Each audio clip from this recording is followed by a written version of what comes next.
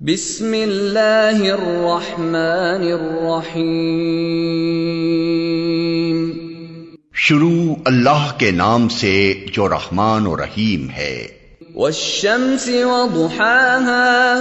سورج اور اس دھوپ کی قسم، والقمر اذا تلاها، اور چاند کی قسم جبکہ وہ اس کے پیچھے آتا ہے، والنہار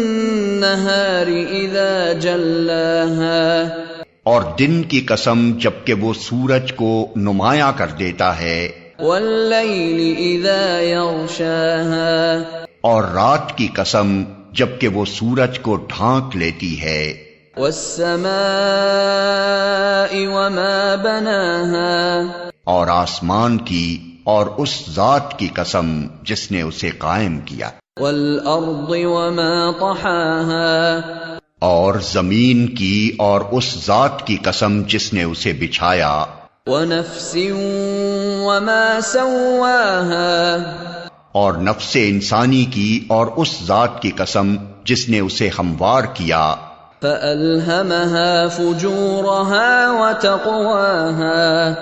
پھر اس کی بدی اور اس کی پرہیزگاری اس پر الہام کر دی، قد افلح من زکاها، یقیناً فلاح پا گیا وہ جس نے نفس کا تزکیہ کیا، وقد خاب من دساها، اور نامراد ہوا وہ جس نے اس کو دبا دیا۔ كذبت ثمود بطغواها،